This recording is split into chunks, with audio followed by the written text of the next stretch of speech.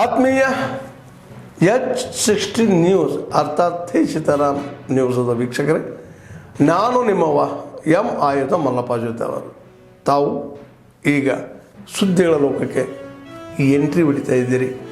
ಈ ಸುದ್ದಿಗಳನ್ನು ಪ್ರತಿಯೊಂದು ನೋಡೋ ಜೊತೆಗೆ ನಿಮ್ಮ ಅಭಿಪ್ರಾಯಗಳನ್ನು ಹಂಚ್ತಾ ಇರಿ. ಯಾಕಂದರೆ ಈ ಸುದ್ದಿಗೂ ನಿಮಗಾಗಿ, ನಿಮ್ಮ ಬದುಕಿಗಾಗಿ, ನಿಮ್ಮ ವೈಚಾರಿಕೆಗಾಗಿ, ನಿಮ್ಮ ತಿಳುವಳಿಕೆಗಾಗಿ ಅನ್ನೋದು ನಿಮಗೂ ಗೊತ್ತು. ಜೊತೆಗೆ ನಮಗೂ ನಿಮ್ಮೊಂದಿಗೆ ಇದೊಂದು ಮಾತಾಡುವಂಥ ಜೊತೆಗೆ ಸುದ್ದಿಗಳನ್ನು ಬಿಡುವಂಥ ಕೆಲಸ. ಈ ಕೆಲಸದಲ್ಲಿ ನಾವು ನಿಮ್ಮೊಂದಿಗಿದ್ದೀವಿ ಅಂತ ಹೇಳ್ತಾ ನೋಡ್ತಾ ಇರಿ ಈ ಸುದ್ದಿಗಳನ್ನು.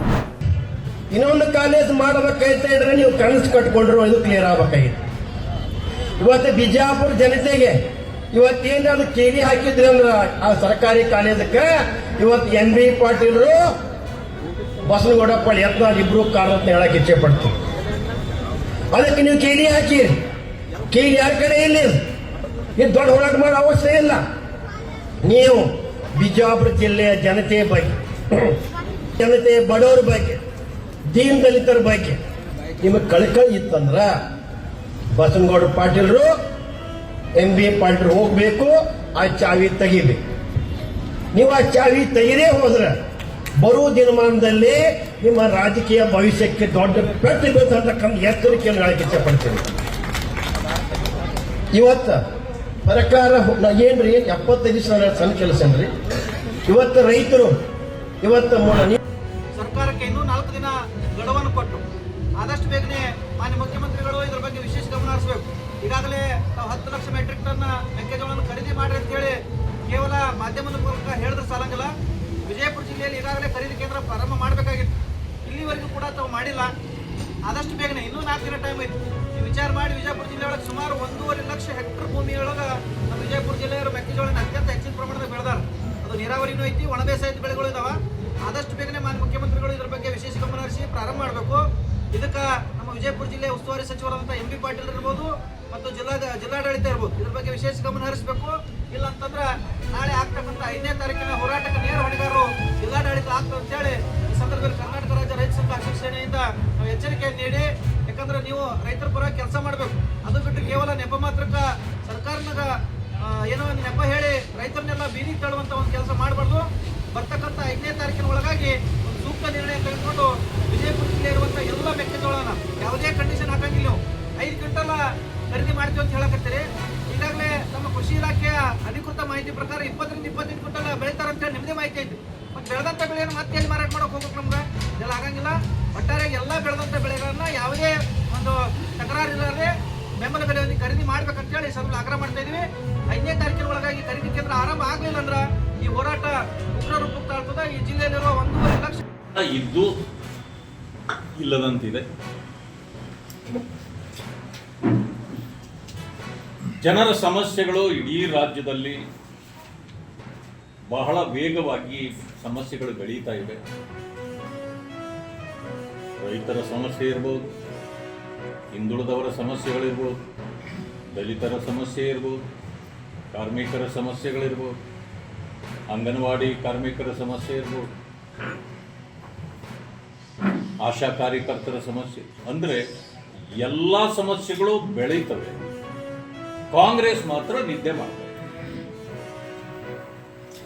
ಈ ಕಾರಣದಿಂದ ಇವತ್ತು ಇಡೀ ರಾಜ್ಯಾದ್ಯಂತ ಜನ ಬೀದಿಗಿಳಿದು ಕಾಂಗ್ರೆಸ್ ಸರ್ಕಾರದ ವಿರುದ್ಧವಾಗಿ ಹೋರಾಟಗಳನ್ನು ಪ್ರಾರಂಭ ಮಾಡಿದ್ದಾರೆ.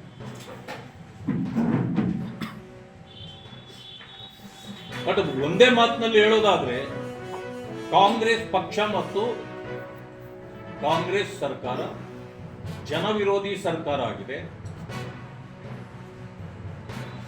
ಅಭಿವೃದ್ಧಿ ವಿರೋಧಿ ಸರ್ಕಾರ ಆಗಿದೆ, ರೋಗಗ್ರಸ್ತ ಪಕ್ಷ ಮತ್ತು ಸರ್ಕಾರ. ಈ ರೋಗಕ್ಕೆ ಅತಿ ಶೀಘ್ರವಾದ ಚಿಕಿತ್ಸೆಯ ಅವಶ್ಯಕತೆ ಇದೆ. ಎಲ್ಲಿ ನೋಡಿದ್ರು 2-3 ವರ್ಷ ನಿಂದಾಯ್ತು ಹೋಗು. ನಿಮ್ಮ ಮಗನ ಅವನು ಬರ್ತಡೇ ಇದ್ದಾನೆ. ಹೌದು ಸರ್. ನೆನ್ನೆ ಮಾತಾಡಿದ್ರು ಅದಕ್ಕೆ ಮುಂಚೆ ಅದೇ ಆಗಕ್ಕಿಂತ ಮುಂಚೆ ಮಧ್ಯಾಹ್ನ ಮಾಡಿದ್ದ. ಏನು ಮಾತಾಡಿದೆ ಸರ್, ಊಟ ಮಾಡಿದೆ ಅಂತ ಹೇಳಿ. ಆವಾಗವಾಗ ಮಾಡಬೇಡ, ನಾನೇ ಮಾಡ್ತೀನಿ ಫೋನ್ನ ಅಂತ ಹೇಳಿದೆ ಸರ್ ಅಷ್ಟೇ. ಈಗ ಪ್ರವಾಸಕ್ಕೆ ಹೋಗೋ ಮುನ್ನ ಈ ಶಾಲೆಯಿಂದ ನಿಮ್ಗೇನಾದರೂ ಹೇಳಿದ್ರ? ಪರ್ಮಿಷನ್ ಎಲ್ಲ ತಗೊಂಡಿದ್ರು? ನಾವು ಬೇಡ ಅಂತ ಸುಮ್ಮನೆ ಇದ್ರು ಸರ್. ಫೋನ್ ಮಾಡಿ ಕೇಳಿದ್ರು ಅಷ್ಟೇ. ಏನಂತ ಹೇಳಿ? ಫೋನ್ ಮಾಡಿ ಕೇಳಿದ್ರು, ಕರ್ಕೊಂಡು ಹೋಗ್ತೀವಿ, ಈ ವರ್ಷ SLC ಅಲ್ವಾ, ಎಲ್ಲ ಮಕ್ಕಳ ಜೊತೆ ಫ್ರೆಂಡ್ಸ್ ಜೊತೆ ಆಸೆಯಾಗಿ ಹೋಗ್ಬಿಟ್ಟು ಬರಲಿ ಅಂತ ಕರ್ಕೊಂಡು. ಇಲ್ಲಿ ಯಾರು ತಪ್ಪು ಅಂತ ನೆಗ್ಲಿಜೆನ್ಸಿ ಸರ್. ನನ್ನ ಮಗ ಬರ್ತಾನೆ. ನಿಮ್ಗೆ ಎಷ್ಟು ಜನ ಮಕ್ಕಳು? 2 ಮಕ್ಕಳು. ಈಗ ಇವರು ಸ್ಕೂಲ್ ಕಡೆಯಿಂದ ಸ್ಕೂಲ್ ಕಡೆ ನನಗೇನು ಹೇಳಿಲ್ಲ ಸ್ಕೂಲವರು, ಇನ್ನು ಏನು ಹೇಳಿಲ್ಲ ಸರ್. ಚೆನ್ನಾಗಿ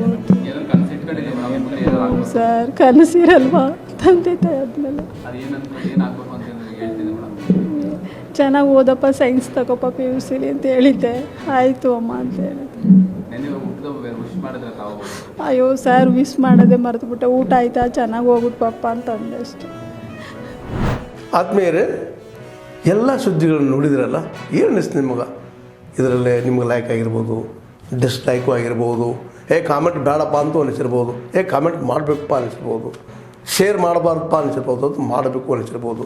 ಏನಾದರೂ ಆಗಲಿ ಶೇರ್ ಮಾಡ್ತಾಯಿರಿ, ಈ ನ್ಯೂಸ್ಗಳನ್ನ ಹಂಚ್ತಾ ಇರಿ, ಜೊತೆಗೆ ಇದಕ್ಕೆ ಸಬ್ಸ್ಕ್ರೈಬ್ ಆಗ್ತಾಯಿರಿ ಅಂತ ಹೇಳ್ತಾ H16 ನ್ಯೂಸ್ ಅರ್ಥಾತ್ ಹೇ ಸೀತಾರಾಮ್, ಇದು ಸತ್ಯದ ಕೈಗೆ ನಡಿ. ವಂದನೆಗಳು.